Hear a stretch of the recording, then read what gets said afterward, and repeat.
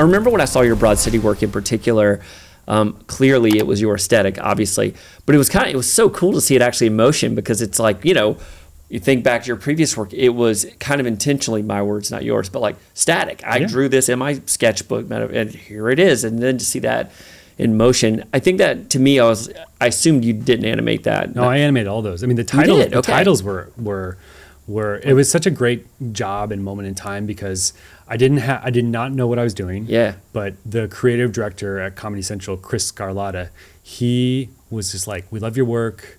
I mean, Abby and Alana were like, they sold me on the show, so I didn't they did the heavy lifting for me. I just got to benefit from them wanting me to do it. But Chris was just this incredible, trusting creative director that, like, instead of saying like, we're not going to hire you because you've never done this, so maybe you should go figure it out and we'll call you later, maybe. It was like, what can we do to help you figure out how to do this? And that's so amazing. I was like, I know how to draw. I have a light table. Like, I've seen how they animate. Like, I know how to make a flip book. I'm like, let's just think about it like that. So I just started on paper, and I basically take an 11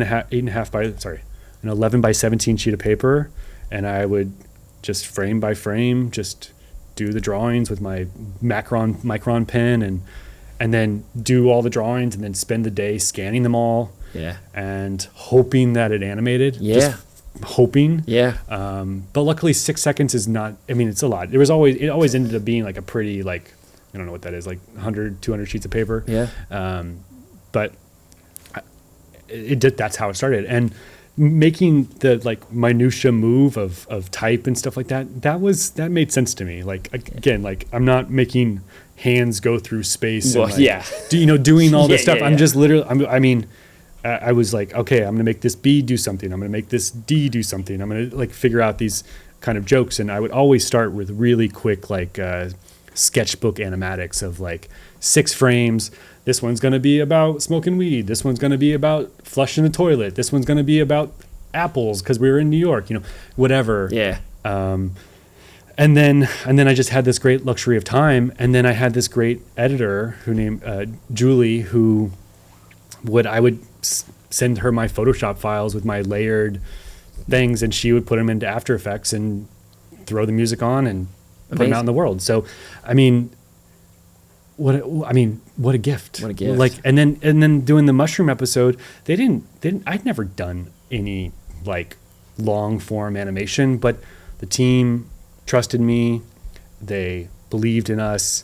They were willing and happy to, like, if we had questions or concerns, step it up and jump on board to help us figure it out. And then I just think when you can provide that kind of environment for a creative person, like, they're going to thrive.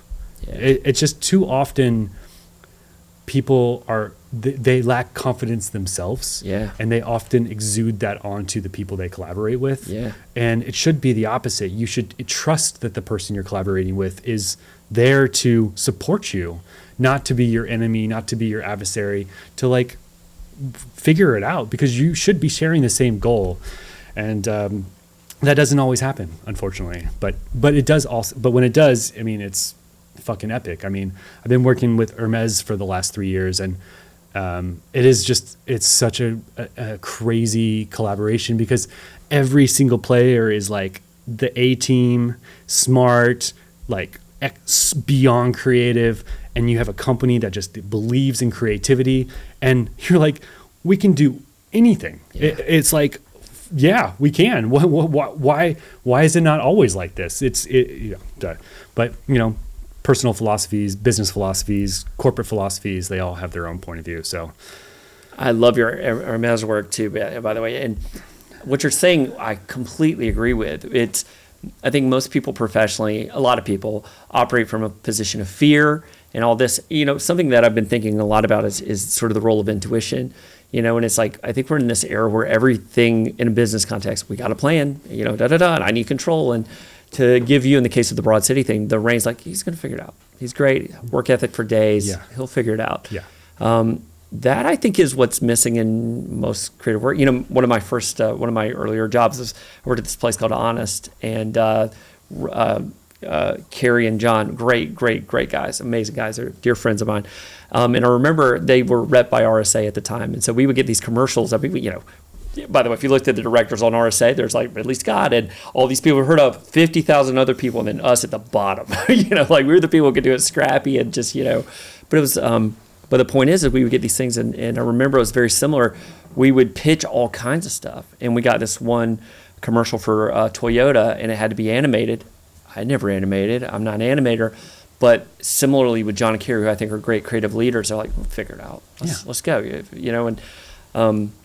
And it seems like this is a theme that I honestly wasn't kind of expecting from you. You've been very gracious to me, of course, but when I think of you, I kind of thought of you as a studio of one, but it seems like this theme of collaboration is like very real in your life, and that's like amazing to see. I believe in humans, and I like them. Same. So I think that makes it just like it makes it a fun thing. I mean, listen, I mostly get to hang out by myself, and luckily I really love that, and it's like, what a gift to do that. But I don't want to be a silo. I'm not an island. I'm on the island, but I need people. I'm a people person. I need them. It's essential, and I love energy and ideas and collaboration. It turns me on.